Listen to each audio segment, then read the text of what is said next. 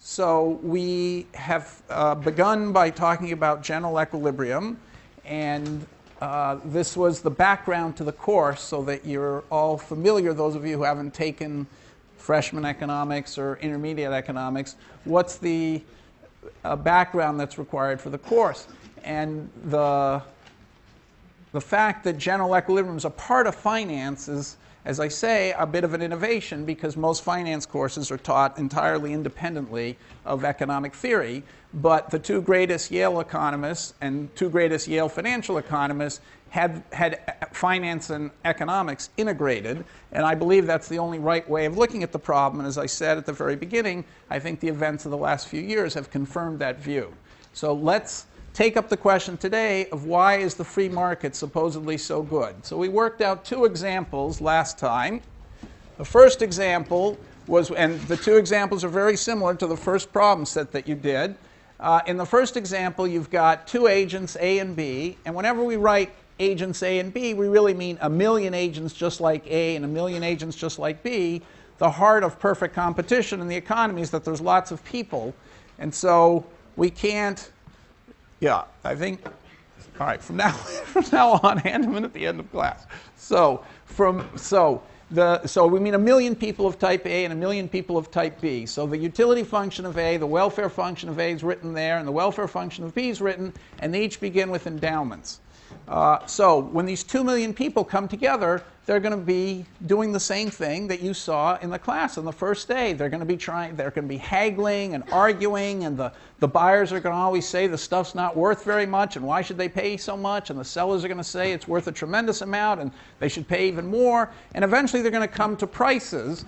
And we discovered last time that the way of describing what prices and what final allocations they come to is by writing down a system of equations. And you did that all in your homework, and we came up with this outcome. So similarly, we did another problem in the last class, and we wrote down different welfare functions or utility functions and different endowments, and again we got the equilibrium.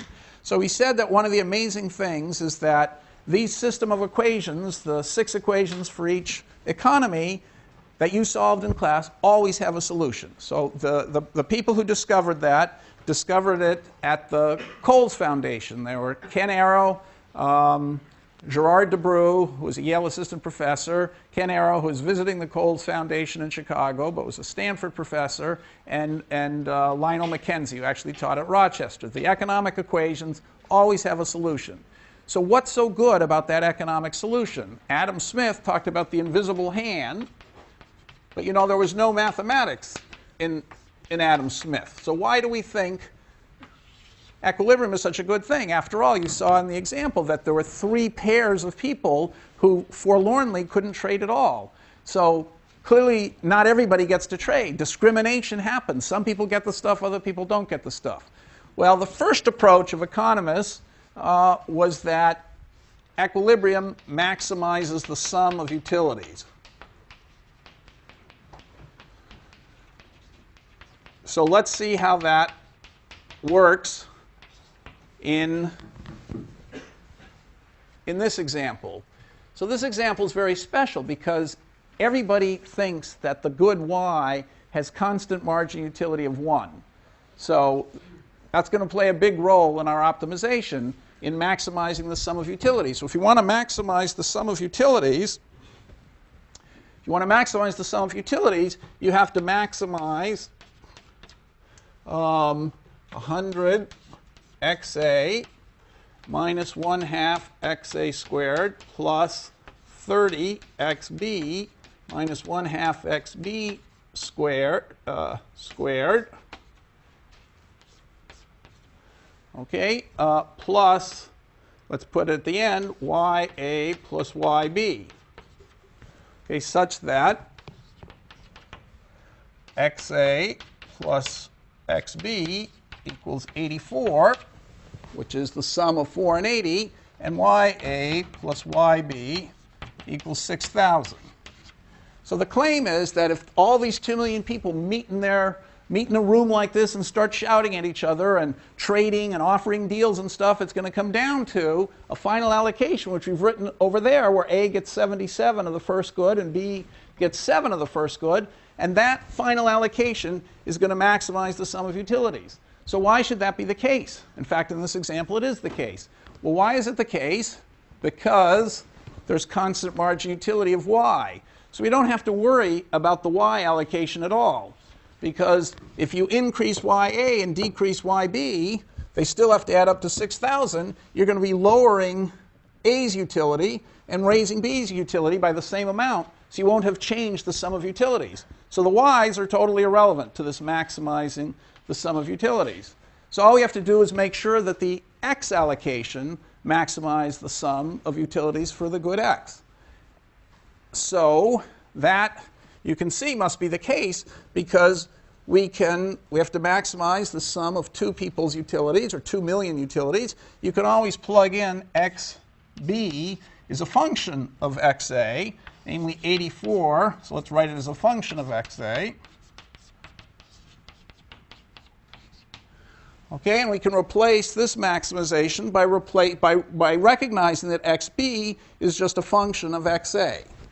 Okay, in fact, it's a very special function where the derivative of XB with respect to XA, so let's call the function, we'll call it that to denote that it's a function, happens to equal -1.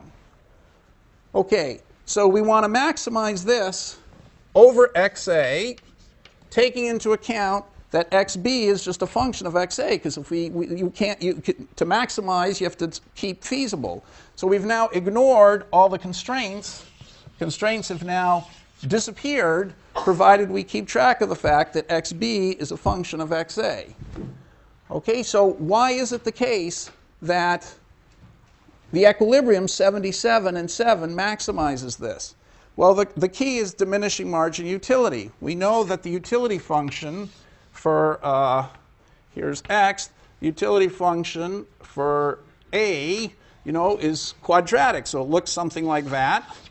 Okay, and the utility function for B also looks something like that.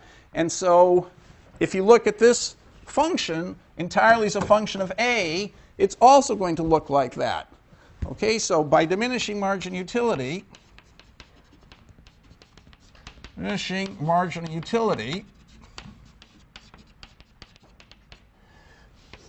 the function, the sum of utilities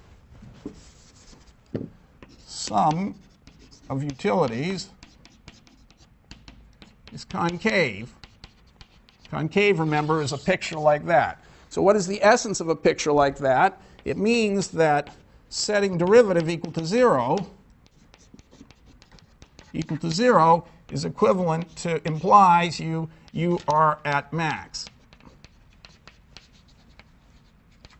So that's not true of any function. If you have a function like that and then it goes up like that, you could have the derivative of 0 here and not really be at the max. But because there's diminishing marginal utility, more and more of X does less and less good, so it turns down. So all you have to do is figure out that the derivative is 0, which it is at this point, and then you're at the maximum.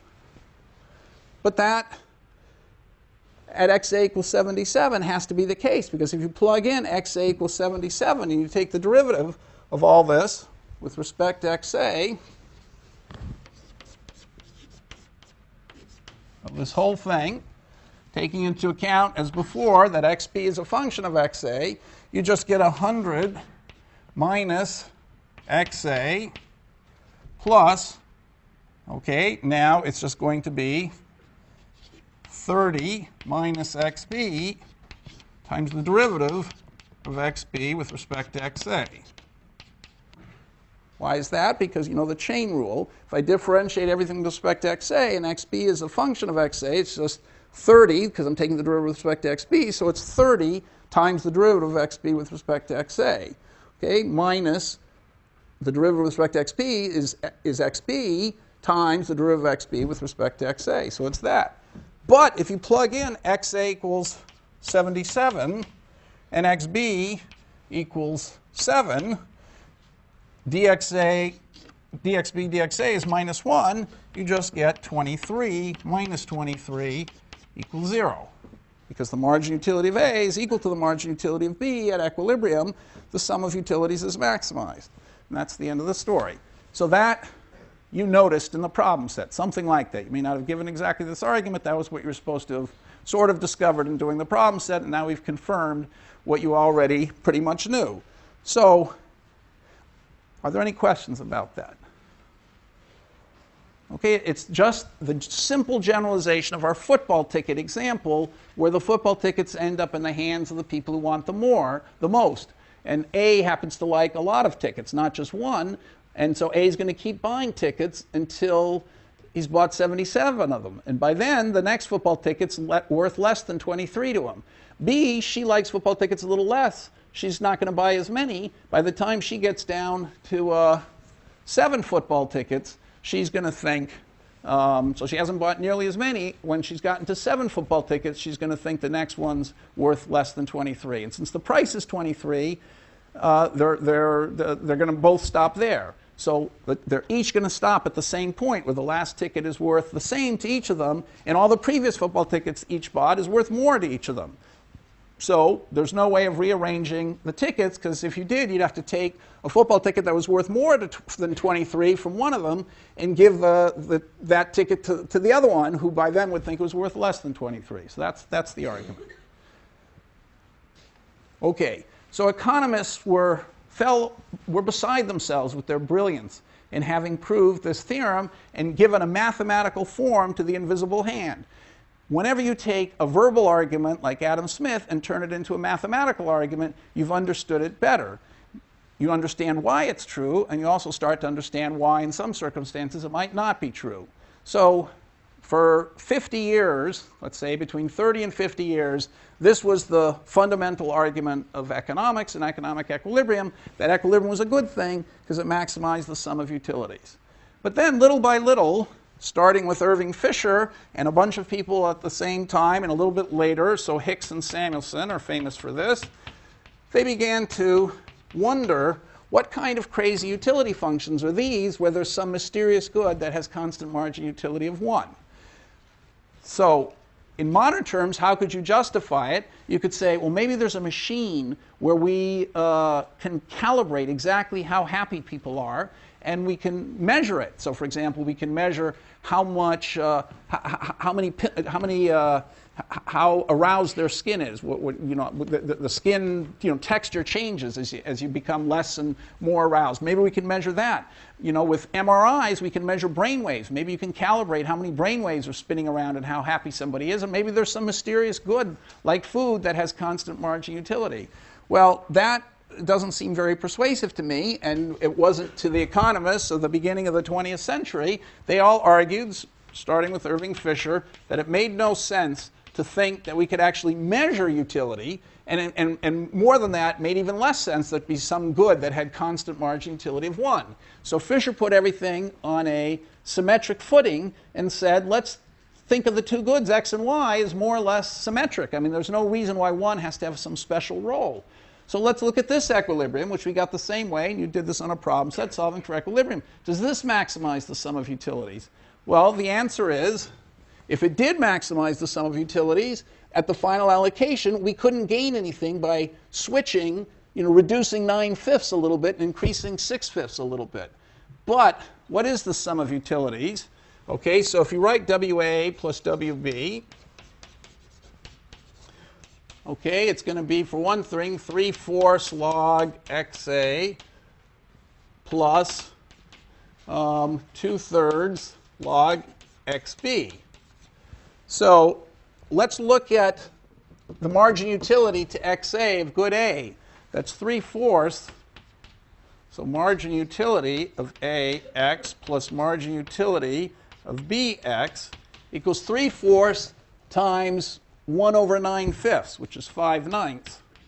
Okay, that equals 15/36, which is 5/18, if I've done that right. Doesn't sound right.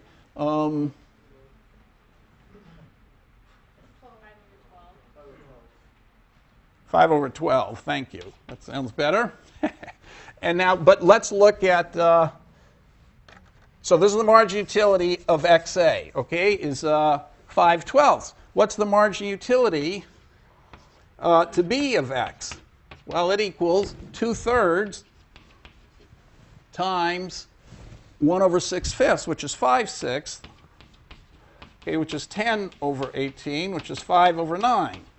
So these two numbers are different. The marginal utility to B is bigger than the marginal utility of x, is bigger than the marginal utility to A of x. So clearly, the final equilibrium allocation doesn't maximize the sum of utilities. By switching some goods from A to B, you could make both people better off. So that was a shock to economists. It meant that the argument they'd relied on, the thing which they were using to persuade, policy people that the free markets were a good thing, is a false argument. It rests on a premise that's indefensible, namely that there's constant marginal utility and everybody can measure it.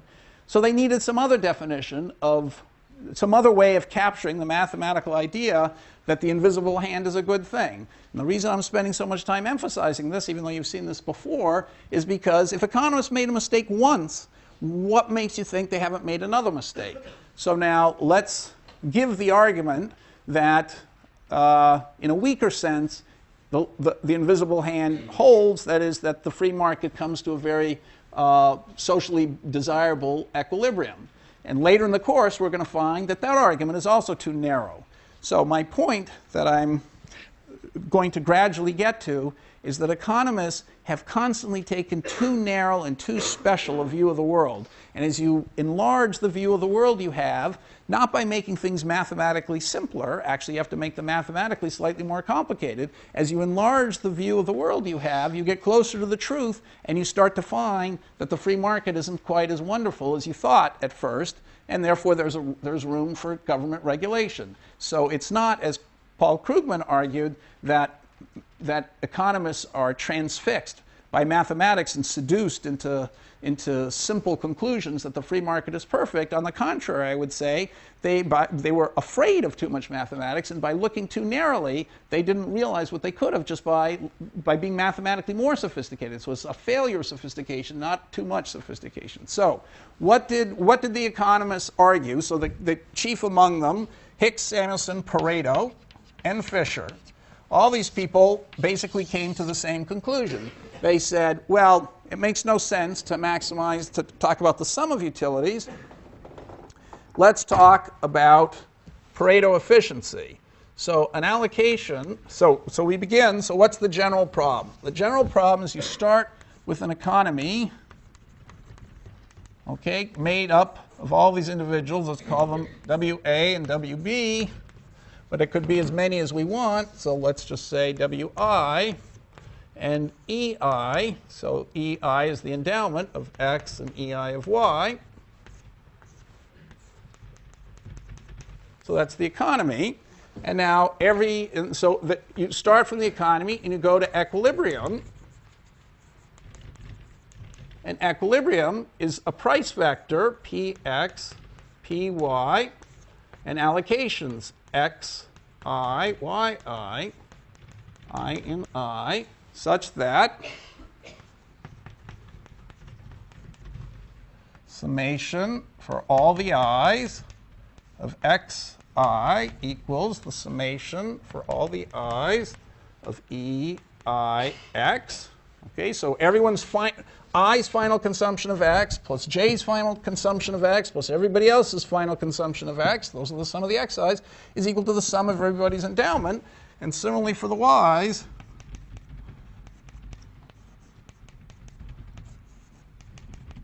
all right, with EIY, and such that everybody is doing what's in their personal interest, which is maximizing WI of XY. So the max of WI of XI such that PX times X plus PY times Y equals PX times EIX plus PY times EIY is solved by XIYI for all I. Okay, that's the definition of equilibrium. Everybody individually optimizes, looking at his own budget set, the hell with everybody else, does the best in his interest, chooses xi, yi at the going prices, supply equals demand. That's how you get the final allocation. So that's the definition of equilibrium. And now we're trying to argue that's a good thing. Okay, and so what's our criterion? Well, what Pareto and Edgeworth and everybody else decided is let's look at the welfare functions, WA and WB. So if you take some allocation, like the original allocation, 2, 1 and 1, 2, you'll have a utility, a welfare of each person. 3/4 log 2 plus 1/4 log 1. That's the welfare of A, and the welfare of B will be 2/3 log 1 plus 1/3 log 2. So that'll be some point here. So this is welfare B, welfare A at initial endowment.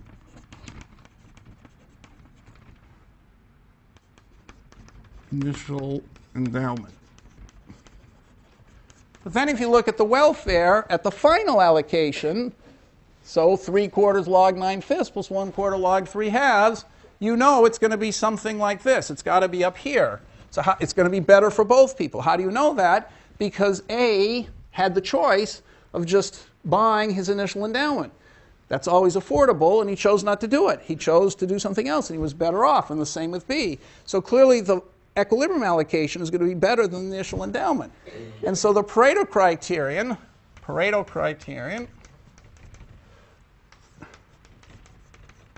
is that an allocation x hat I, y hat I, Pareto dominates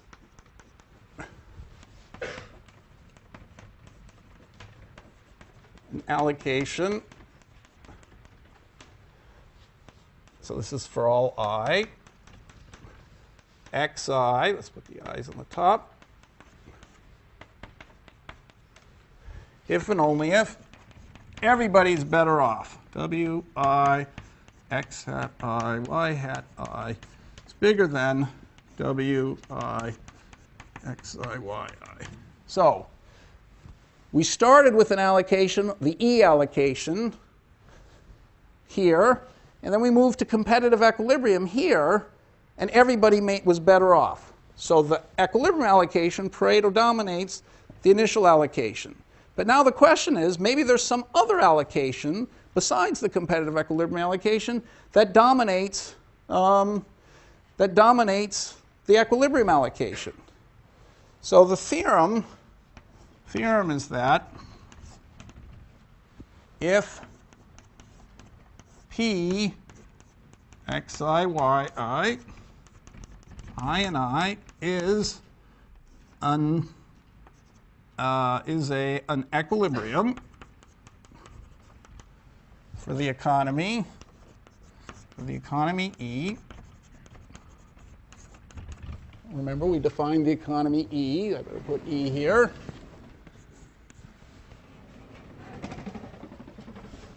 Then no allocation x hat I, y hat I and I, Pareto dominates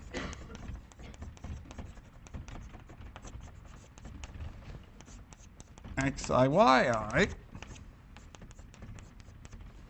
if summation xi hat equals summation EIX and summation, got a little too tight here, sorry about this, y hat I equals, this is over I, equals summation EIY. Okay, so this is, yeah, I can read this, it's really bad, it's a critical line right in the corner. So I'll just say it in words and then read it literally. So this allocation dominates this one. The competitive equilibrium dominated the initial endowment. But maybe there's some other way of rearranging the goods that gets you even further out here. So the theorem says that's impossible. So it says if you start with a competitive equilibrium with an allocation xi, yi for the economy E, then no allocation like that one, no allocation xi hat yi hat, can Pareto dominate it? This couldn't happen. You'd have to be down here somewhere. That couldn't happen provided this other allocation used up the resources that were available. So the sum of the x's in this allocation is the sum of the initial endowments, and the sum of the y's in this allocation is the sum of the initial endowments over the people. So nothing else. Of course, if you add more goods to the economy, you can make everybody better off. But using the existing goods in the economy, which is the sum of the EIXs and the sum of the EIYs, there's no way to make everyone better off than at the competitive equilibrium. So it says literally, if P, Xi, Yi is an equilibrium for the economy E, which is that, which includes the initial endowments, then no allocation Xi hat, Yi hat, Pareto dominates Xi, Yi if the sum over I of X hat I equals the sum over I of EIX, and if the sum of the Yi's over I, Y hat I's over I equals the sum of the EIYs. Okay, and now that's the theorem. So we've totally weakened the definition of equilibrium. So it might be that if this is the competitive allocation, if you look at this line, this is same sum of utilities. Right? Because if this slope is -1 and here's the utility to B and the utility to A, everything on this line has the same utility. So that theorem would say anything else that's feasible had to be down here. The sum is less than that. But here we're not saying that. We're no longer saying that. Maybe you can increase the sum. From this equilibrium, you could increase the sum by taking something away from A and giving it to B. You could increase the sum. Okay, so that would have been here. You increase the sum. So you no longer have maximized the sum, but the fact is, to make B better off, you had to make A worse off. And that's the new criterion, Pareto efficiency. Okay, so that's the theorem, and now we're going to prove it so that you can see the whole logic of the free market just amounts to that. So are there any questions about this? You all supposedly saw this before, but that doesn't mean you really did. So does anyone have a question? What's going on? This is a very basic and incredibly important idea. All right, so give you one more chance. Somebody must have a question. Yes? Could you just restate the theorem a little bit more slowly? Yes. Why don't I draw a picture, which is what I was going to do anyway. So let's draw a picture. And I'll bring the theorem back after having drawn the picture.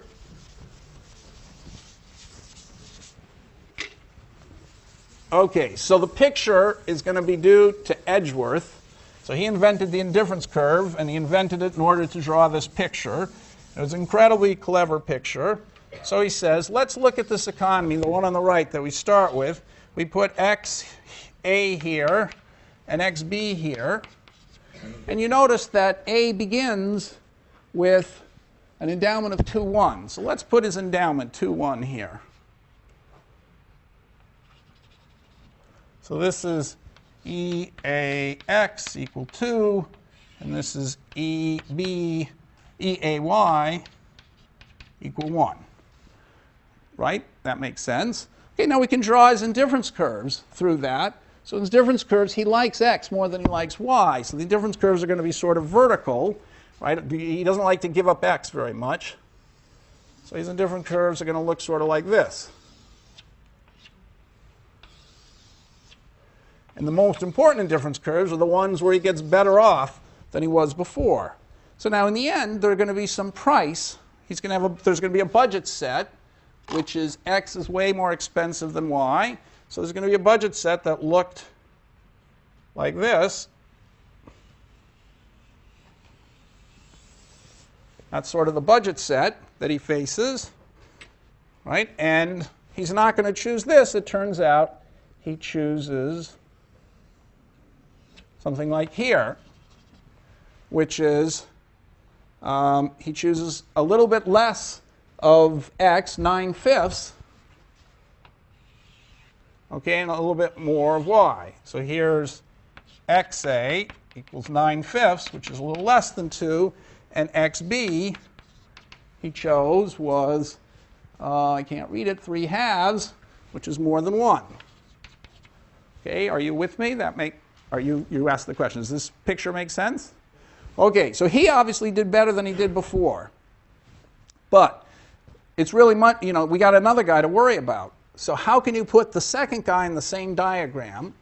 Well, let's just add the total endowment. Where's the total endowment? Well, it's 3 units of each. So here we've got 2, so this is 1, 2, this must be 3. Okay, so total endowment of good x is 3, 2 plus 1 is 3, and of good y is 3 as well. Here's 1, here's 2, here's 3. This is supposed to be a square. So here's the aggregate endowment is here. This is the total endowment. 3 of each. Okay, but now we can put B. All right, so what is feasible? What are the feasible allocations? So this is an extremely clever insight of Edgeworth. He said, look, the total endowment is 3, 3. If I tell you that A has got 2, 1, that's this point, what's left over B must be consuming. So B is consuming the distance from here to here, which is obviously 1, 2. And if A ends up over here at 9/5, 3/2, okay, that's from here to here is 9/5 and 3/2. Since the total is 3, 3, B is obviously consuming what's left over. So he's consuming this difference. Okay, so whatever A does, you can see in the diagram looking at it the normal way, but if you just sort of twist your mind a little bit and look from this direction, once you know what A is doing, you can figure out what B is doing. So each of these points defines a feasible allocation. Okay, and now what we want to say, the theorem says, look at the utilities that A and B got out of this allocation. A is on this indifference curve. You know what he's doing, because B, is coming from here. We know how he's doing. So look at the allocation they got. You can't make both people better off than that by choosing some other point in this square. So let's look at it from B's point of view. From B's point of view, B likes more of everything. So if A gets less, B's going to get more. So from B's point of view, the further out you go this way, the better it is for B. So the axis for B looks like that. So he's going to have some indifference curve that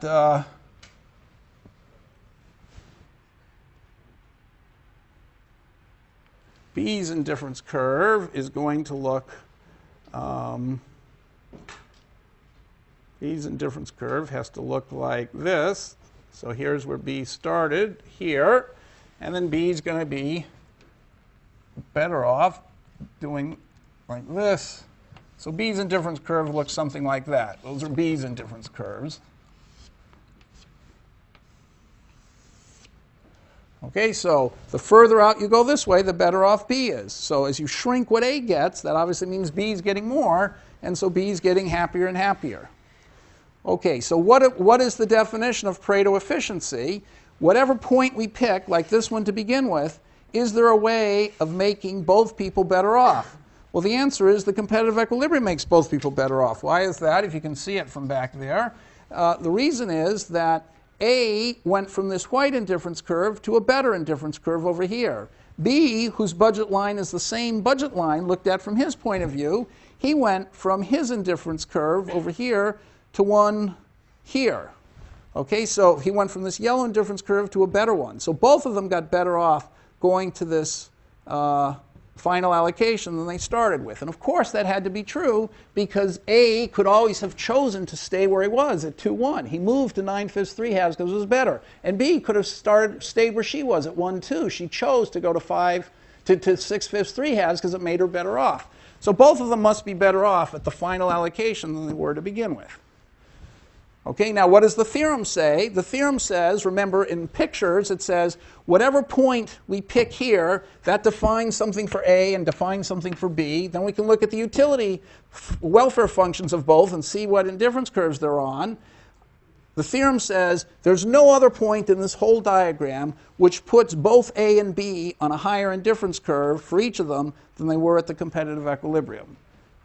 So if I read the definition again, it says if I start with an economy there with the endowments and the utility functions, so the endowments and the indifference curves, and I compute the competitive equilibrium like we did over there, okay, then no allocation, that means no point in that box, could make everybody better off than they were at the competitive equilibrium, provided that new point is in the box. So it makes the sum of the x's equal to the sum of the endowments, and the sum of the y's equal to the sum of the endowments of y. Okay? So, Edgeworth, this is the end of the proof. We already gave the proof according to Edgeworth. Okay, so what's the proof according to Edgeworth? He says it's all a matter of looking at it the right way. It's easy to look at the picture from A's point of view. You just look at the x-axis and the y-axis. Okay, this is the y-axis.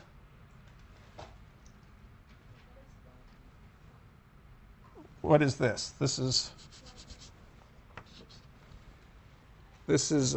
x, a, y was 3/2. Okay, so you look at, so this is the y-axis going this way, this is the y-axis, and this is the x-axis going this way. For A, it's very simple to look at the y-axis and the x-axis for A. A's got his indifference curve getting better and better, okay, and B, okay, so from A's point of view, it's very simple. You look at the endowment, you draw the budget line through it, which is some linear line, and then A picks the best point on that budget set, drawing the tangent, which is the white indifference curve to this point right here. That's the best he can do. Now, the trick is to see that from B's point of view up here, things look very similar, because B's endowment is also at this point. He's got 1 unit up here of x and 2 units of y. Okay, why does he have that? Because the two together added up to 3. So if this is what A's endowment was, then of course what's left over is B's endowment. So B has to go here. Now, what does the budget set look like for B? Well, it's also a linear thing with the same slope, and it goes through this point. So from his point of view, this pink line is also his budget set. It goes from here all the way down to where it hits his y-axis down here. They've got the same budget set, just looked at from opposite sides. Okay, and now what does competitive equilibrium and supply equals demand mean? It means that when A chooses this point as the best point, okay, which happened to have been 9/5, 3/2, then B is happy to choose what's left over as his best point. So his optimal point on his indifference curve that's tangent to his budget set has to be the same point looked at from his origin instead of A's origin. That's the trick. And so now you realize, okay, so that's the key insight that Edgeworth had, his beautiful picture. And now the point is that if the white indifference curve looks like that, anything that makes A better off has to be on this side of the white indifference curve. And the yellow indifference curve, which is B's indifference curve, anything that makes her better off has to be on this side of the yellow curve.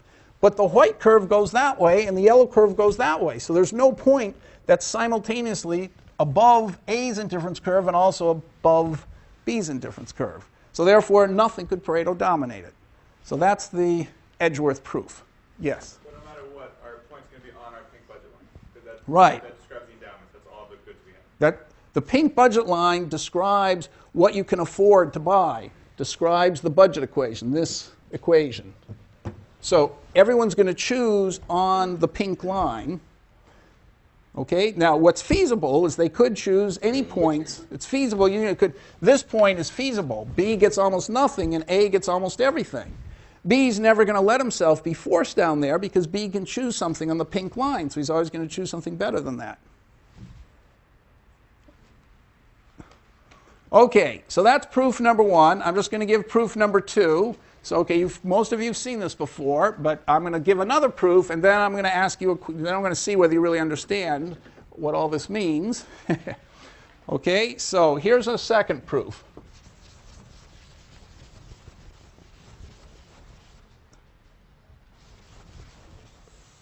Okay, and this is a much better proof.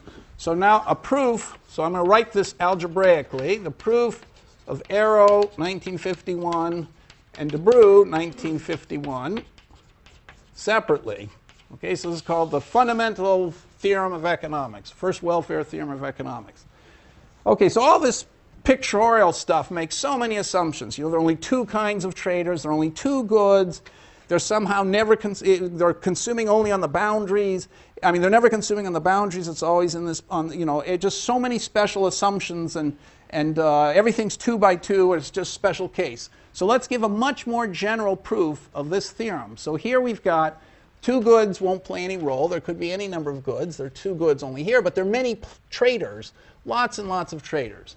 So what's the proof that X hat, Y hat couldn't Pareto dominate it? So suppose that we've got this is equal to summation X hat I, and this is equal to summation Y hat I. Okay, so we've got another allocation which is feasible. So could it be that this other feasible allocations of X hats and Y hats, could that make everybody better off? Could that make each I better off than Xi, Yi? And this proof is so short and so beautiful, so elegant, and so convincing that it's mesmerized people now for over 50 years, and it prevents them from seeing that there could be even more general situations where things aren't so great. So what is the proof? It's 2 lines. If X hat, Y hat is really better for I, then I claim, line 1, Wi of X hat I, Y hat I. Okay, this is, sorry, so this is line 0. This is just repeating what's the case. Wi of X hat I, Y hat I greater than W Xi, Yi. Okay, that's for all I. That's the claim. Could this happen?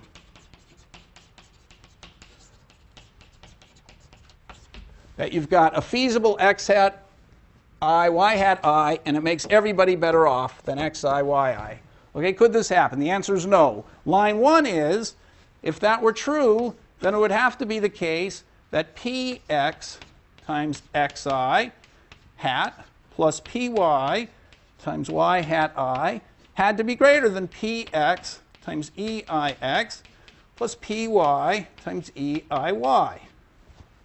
Why is that? Because the budget set of Mr. I says he spends all his money on X and Y in his budget set and does the best he can. Okay, this solves Xi, Yi solves this problem. So if this thing really makes him better off than what he chose, it can't be that it was affordable. Otherwise, he would have bought this instead. Bought this instead. So it has to be that this for I, this bundle costs more than he can afford. That's why he didn't choose it. So this relies on agent rationality. Everybody, given his choices, he doesn't care about the rest of the world, but given his choices, everybody's doing the best thing he can. Okay, now, Schiller would say people make mistakes, they're crazy, they have no idea what they're doing, they're stupid, there's some guy tells them a story in the bar one night and they totally change their life around, they switch, so he'd say, well, this isn't true. All right, but anyway, I actually believe that people have more sense about deciding for themselves what's good for them than third parties do about deciding what's good for them. So I don't want to challenge this. So if you don't challenge this, you conclude that if something makes everybody better off, each person must have found this allocation unaffordable. Otherwise, he would have chosen it. Over I of Eiy. So all I did was that's true for every single person I, so I could add this inequality for I plus this inequality for j plus this inequality for all the people, and then I use the distributive law to take the sum inside, and I have this. Okay, but that is impossible, and that's the end of the proof, because the sum of this x hat I is equal to this sum. That was what we had supposed. You're just rearranging all the goods that are really there. And this sum is the same as this sum. So therefore, since the new allocation just rearranges the endowment differently from the equilibrium and rearranges the x's maybe differently from the equilibrium, it has to be that actually this thing on the left is equal to this thing on the right. It's identical to it, so it can't be greater. And that's the contradiction. That's the end of the proof. So it's 2 lines to prove what, Adam Smith spent 400 pages arguing, that the free market is a good thing.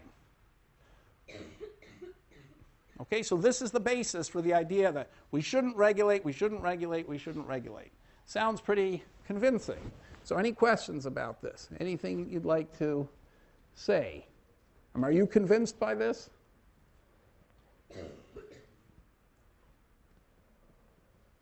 Okay, so what are some reasons you don't believe this? I mean, some obvious reasons. Yes? Well, even if this proof makes sense, a lot of regulation policies have to do with changing the prices of things anyway. So we're not necessarily dealing with them at market prices as they would be in the first place. No, but that's, so you, okay, so it's a good, so that, I'm glad you asked that question because it betrays a misunderstanding. So I'm glad you asked that question. So suppose that someone came in, given these assumptions that we've made, okay, so this theorem is correct given the assumptions. Now, he made a standard, okay, so there's a little bit mistake in the reasoning he made. I'm going to repeat his question, change it a little bit, so maybe he'll deny this is what he was saying. But I believe what he just said is, what really happens in a lot of regulation is they come in and they change the prices. They tax a good, they prevent people from trading so much so the price changes, they subsidize something. Something happens so that you get different prices, and of course at those different prices you get a different allocation. And then he said, that's all true so far, and then he said because they're at different prices, you can't compare the original equilibrium allocation to the new equilibrium allocation. Well, that's where he shortchanged this proof. This proof says however you get to a new allocation, x hat I, y hat I, maybe it's because the government has intervened and changed all the prices and done a bunch of other stuff, but in the end, after all that intervention, the government is going to get you to a new allocation, x hat I, y hat I, and that new allocation can't be better than the original one. Okay, so that's the force of the argument. No matter what the government does, it's going to, in the end, the upshot is a new allocation, x hat I, y hat I. We don't have to think about how it got there. That's where it got, and according to this argument, it can't be better. So the argument is correct and elegant. There must be something missing to the argument, some assumption you don't really believe if you doubt the argument. Yes? Well, what if you want an allocation that's better for one party, even at the expense of the other party?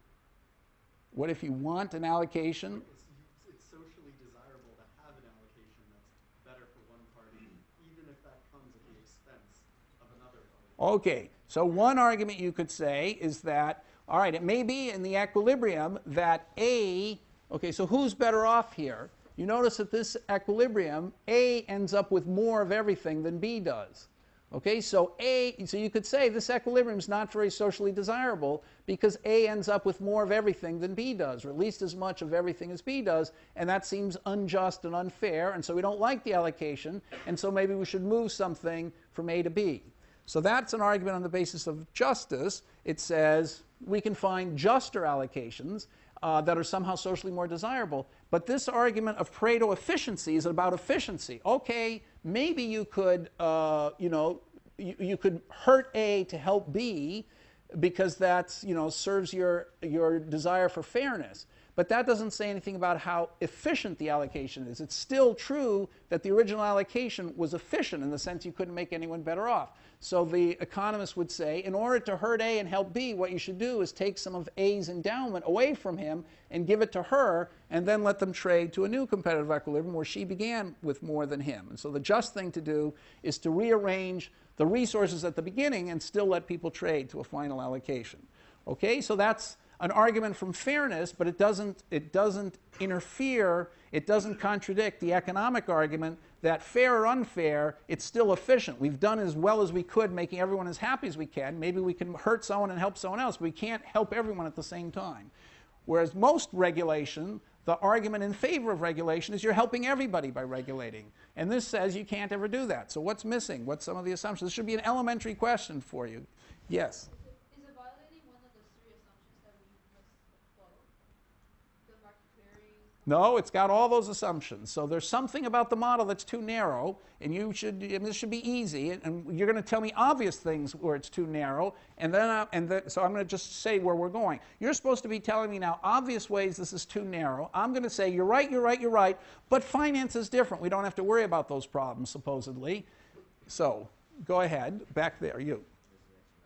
Okay, so one critical shortcoming of this argument is that they're externalities. Suppose that X is cigarettes, And A, smoking, buying and smoking more cigarettes makes B sick. Okay, so that's not part of this. Why is that not part of this? Because B's utility depends only on what B's consuming, not what A's doing. Okay, so there's no place in this model. It's too narrow to include externalities, so it doesn't capture the fact that A might be making, he by smoking might make her sick by smoking so many cigarettes, and that's not in here. And if you put the idea that utility, B's utility, her utility might depend on what he's doing and not what she's doing, the theorem won't be true. So there's a reason to tax pollution and to tax cigarettes and all those things because of externalities. Okay, so that's a fundamental problem. Yes? We're also assuming that all of our indifference curves are going in the same shape. Well, we're assuming diminishing margin utility, but they're different. Each person has a different indifference curve. So yes, we assume that they're all curved away from the origin, so we assume diminishing margin utility. But I think, that I'm almost prepared to believe, diminishing margin utility. It's not literally true, like 2 tickets are better than, moving from 1 ticket to 2 tickets may be a huge gain in utility because now you can bring your friend along, and going to a third ticket, going from getting 1 ticket might not be worth much because you don't want to go alone. Getting the second one may add a huge amount of utility. That's an increasing margin utility. But eventually, after you've got enough tickets, it's going to be diminishing margin utility. So I believe on the whole that diminishing margin utility is not such a bad assumption, but this clearly relies on that. So you're right, but I don't think that's the critical problem. What else is there? Yes? Credit markets? What? Credits? Okay, credit markets. All right, now we're starting to talk a little bit about finance. So just hold that thought for 1 second. Anything else you can think of besides externalities that's terrible for... Okay, so, all right, so let me transition this way. So, of course people noticed externalities. Another kind of regulation is perfect competition. We assumed everyone took the prices as given. There was no monopolist, setting the price and refusing to bargain with people and stuff like that. So regulation could come about in order to enforce the competitive equilibrium, to allow for perfect competition. So we assumed that already. That's one place for regulation. And a second place is because of these externalities. So for 50 to 100 years, everybody has accepted those two arguments. Clearly, there's a place for regulating free markets, ensuring free markets, and stopping trusts and monopolies, and for stopping externalities. But then people said, finance, okay, is different. As long as, there aren't any externalities. You're just trading stocks and bonds. There's no pollution. Nobody's going to get sick because someone else has a stock or a bond. Some people might be jealous, but we're not really going to take that into account. We don't want to honor those kinds of feelings of jealousy. So the argument seemed to be when you get to finance, you don't have to worry about externalities. And yes, you have to worry about perfect competition. But once you've got perfect competition, that's the end of the story. So the rest of the course now is going to be, if you forget about externalities, okay, because you forget about pollution, because we're trading pieces of paper, they're not polluting anything, why shouldn't the financial markets be efficient? Why doesn't this argument apply to the financial markets? And one of the critical financial markets is the credit market. So can you understand the credit market on just these terms and therefore argue that the market's efficient? So we're going to spend a large part of the course talking about that. So unless you had some particular point to raise now, I'm going to just use your comment as a good introduction to the next part of the course. Okay, so far there's nothing that seems to directly involve finance and what we've been talking about. So where does the finance come in? So Irving Fisher was the person who created the first really general equilibrium model of finance. So he was a Yale undergraduate. He, was a superstar Yale undergraduate, and he invented. Anyway, he graduated first in his class from Yale. He decided that he was a math major. He decided that he wanted to build a financial equilibrium model. There were no economists there at his time. We're talking in the late 1800s, and so he went to Gibbs, the famous physicist, maybe one of America's most famous physicists at the time, and said, "Can you advise an economics PhD?" And Gibbs said, "Well, if it's mathematical enough and has a model and something, yes, I can do it."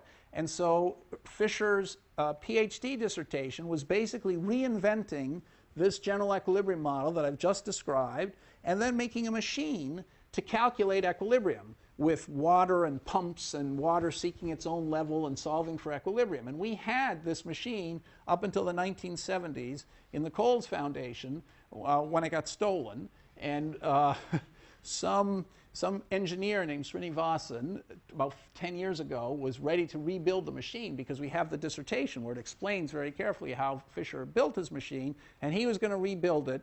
And then he was offered El-Baradei's job. El-Baradei is the guy, the nuclear inspector who, goes to Iraq and says they're building nuclear stuff or they're not building this. Anyway, so he was offered that job, and so he left Yale and then decided not to take the job after all. So he still got El-Baradei in the job. But anyway, he left Yale, and so we never got the machine built. He was a great guy. And anyway, so Fisher, after writing his dissertation, stayed at Yale as an assistant professor and got tenure. He became the most famous economist probably in the country for a while. He invented finance, as I'm about to tell you, and he, in a way, this model of finance I'm about to present, which was in retrospect, clearly the most interesting model of finance of its time. And he was a financial economist, but he was famous for, he also was an entrepreneur. So you'll see later that he started his own company. It was a proto-computer company called Remington, and he managed to make $10 million for his company in the early 1900s. And he was a friend of Roosevelt's, and he kept advising Roosevelt during the Depression to print more money. He said, print more money, print more money, print more money. And the Yale Library has all these letters he sent to Roosevelt. And it also has Roosevelt's responses, where you can tell that Roosevelt is paying no attention to him. But Fisher's ego seemed to be so big that he just, Roosevelt says, I'm very glad that the good professor has made such worthy recommendations and will certainly take them seriously. And then Fisher writes back and says, I'm glad you're going to follow what I suggested. And never so anyway, Fisher, convinced that the economy was going to turn around, poured all his money into this computer company, Remington. The company in the great stock market crash nearly went bankrupt and was leveraged. So he had to go to his wife, who was very wealthy, and borrow her money, and they lost that money. Then he went to her parents and borrowed all their money and lost that money. And finally, he'd lost everything of his own money, his wife's money, and his wife's parents' money. And they were about to take his house from him, foreclose on his house. And so Yale was forced to buy his house for him so he could continue to teach. And so he set a bad precedent for economists at Yale, because whenever any economist at Yale has financial advice to give, someone always quotes Irving Fisher's 1929 line that the economy had reached a permanently high plateau. And so, but anyway, despite all that, he still, his theories are well worth studying. He was famous for a few other things. He's a little bit, Schiller is clearly trying to imitate Fisher. Fisher wrote a huge number of books, 50 books about everything. So he got tuberculosis and he survived, and he wrote a series of books on good living and good health and how to combat tuberculosis. So he said you had to exercise, you had to get fresh air, and these were huge bestsellers. And then he said that drinking was a terrible thing. So he did an experiment in class where he would have his students do push-ups. Then he'd give them all a martini. Then he'd count how many push-ups they could do, and then he'd give them a second martini and count how many push-ups they could do. And he found that there was a 10% reduction for each martini. And so he said that prohibition, since the average business person had 2 drinks at lunch, the prohibition would increase output by 20%. And so he's one of he was one of the leading proponents of prohibition. So after the stock market crash, he helped form the Coles Foundation. So Coles, who was a Yale undergraduate, had run a very famous macro forecasting company in the 1920s. And in 1929, the stock market crashed, and there were a whole series of these. They sent newsletters, same kind of stuff they do now. He, unlike all the others, after the fact, realized that he hadn't anticipated anything about the crash, much like nobody anticipated it now. And he was so embarrassed, he went and collected not only his old recommendations himself, but all his competitors. And so he published a famous paper in which he argued that economists had no idea what they were talking about, the fact that they were frauds. And so he went to his old economist, Irving Fisher at Yale, and said, look, I just believe that economics without mathematics has no meaning.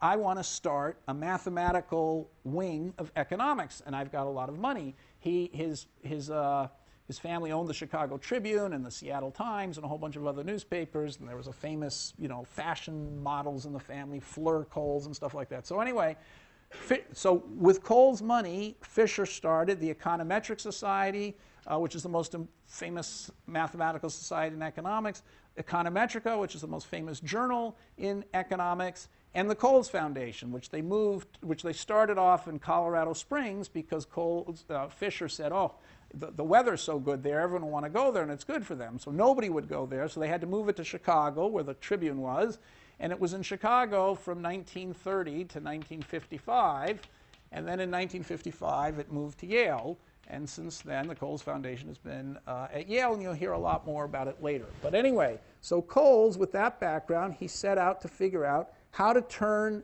economics, in fact, he invented economics, this model of equilibrium, to study finance. But so far we don't have any finance in the model. So how can you put it in? Well, what is missing? What do I need to put in the model in order to turn it into finance? What would you say is missing? How would you turn this into finance? What are the key things? Yes? Need some element of time. Okay, so the first thing, so of course you may have read ahead in the notes, but that's a brilliant insight, if it's yours. You need, you need time in the model. So far we just had, apples and oranges or something being traded. So the first thing, as Fisher said, you need to put time in the model. What else is critically missing in this model? One other thing, the major other thing, yeah. What? Okay, well that's good. There's risk. That's missing entirely. So Fisher actually couldn't figure out how to put that in the model, but we're gonna get to that. So what else did Fisher? What else? Okay, that's very good. What else is missing? Yep. Okay. Wow. Okay. So time. Fisher, you'll see, had something to say about time and impatience, that people always care more about the present than the future. But what other fundamental thing about, what is the finance all about? When you think about finance, what do you think about? Yes? Okay, so you think about credit, as she said. Credit, interest rates. Okay, and what else? Return, okay, that's quite related to that.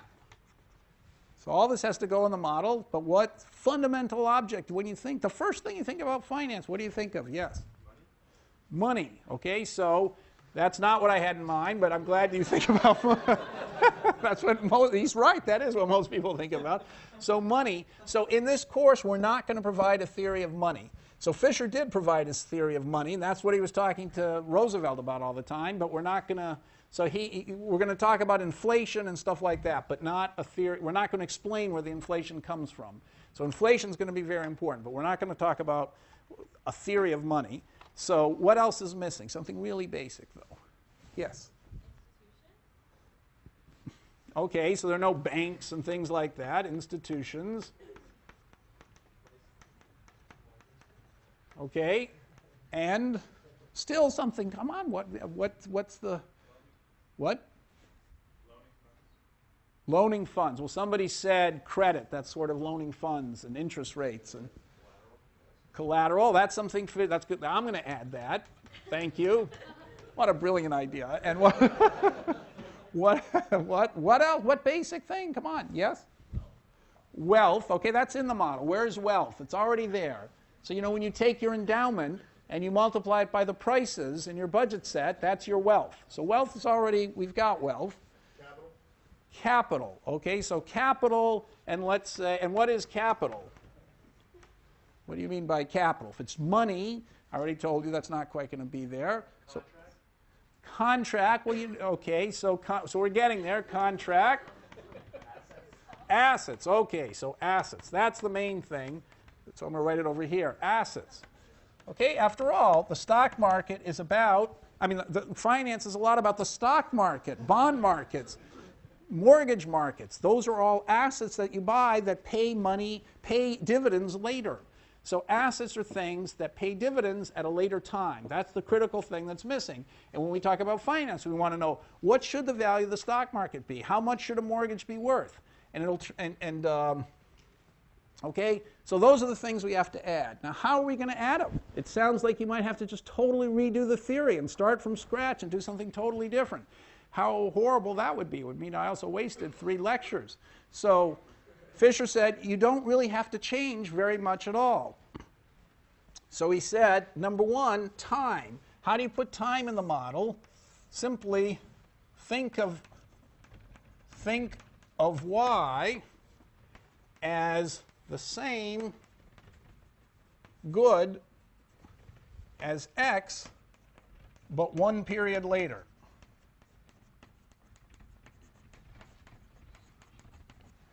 So Fisher said, time isn't such a big deal. We've already got 2 goods. These crazy marginalists before me, they had good x, which was interesting, and this very boring good y. And so, it's not so clear how you can have time and everything in the model. But I've already got 2 interesting goods, x and y. They're both, entering on the same, with the same symmetric properties. Neither one of them seems more interesting or more important than the other one. So in fact, maybe they're the same good. It's just x and y is the same good. It's one comes 1 period later. Now, next class, we're going to talk about, you're not going to value them the same amount. The utility for x and y won't be the same. So here, A obviously thinks more of x than he does of y. And by the way, B, she also thinks more of x than she does about y. So why is that? Well, if y is the same as x, but a year later, people are impatient.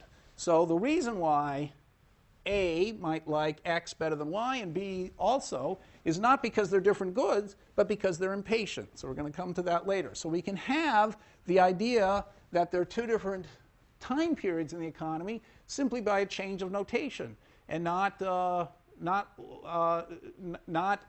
introducing anything new at all. Well, what about assets? How can you put, so I'm going to come back to that in the next class. What about assets? How can you introduce assets into the economy? Well, Fisher says, what is the essence of an asset? The essence of an asset is that it's something you hold today because later it's going to deliver you money or goods or something. And we're not going to talk about money, so we're imagining these are all real assets. So they're going to deliver goods in the future. So asset, the definition of an asset is an asset. Remember, we have to make it mathematical. So the whole Fisher started the society to make economics mathematical. So an asset is literally something that delivers goods in the future. So an asset is defined by its payoffs. dx and dy. So we could call that asset alpha. An asset alpha is defined by its payoffs, dx and dy. So it's going to pay a certain amount of x and a certain amount of y. That's all there is.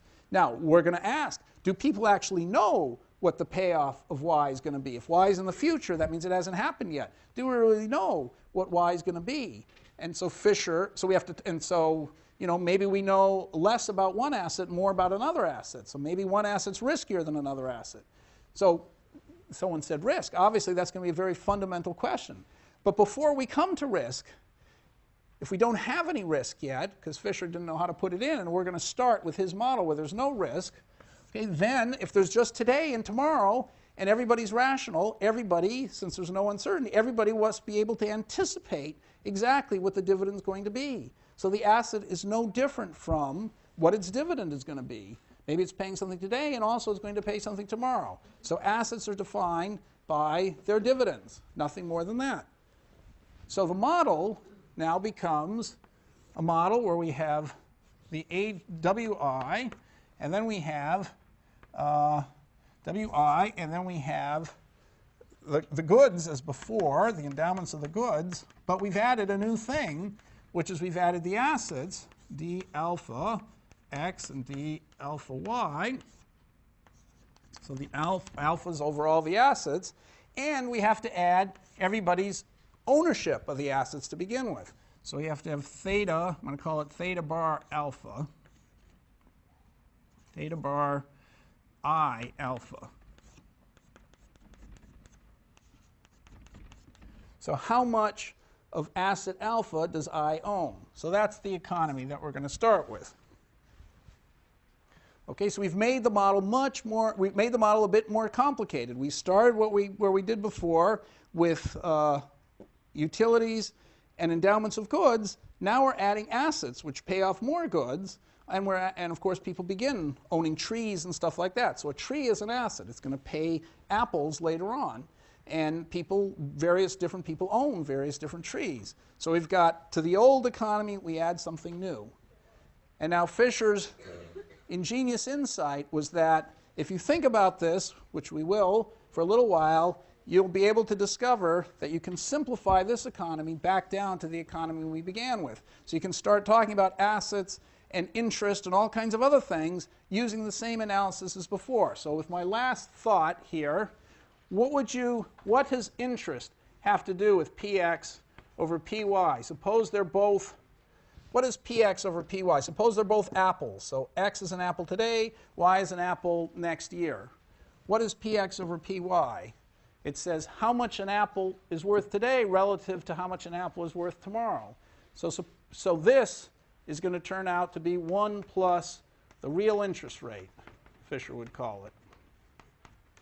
Okay, because if px is more than py, let's say px is 20% more than py, what it means is by giving up 1 apple today, you can get 1.2 apples tomorrow. That's just what happens when you put money in the bank. You give up something today, you get exactly the same thing back next period, but more of it. So you see, just by having time and the prices like we had before, you're going to see very quickly how interest, assets, everything is going to start coming into play very quickly. So I didn't put the problem set on the web yet because I wasn't sure how far we'll get, but I'll put it on in a couple hours, and we'll start again on Thursday.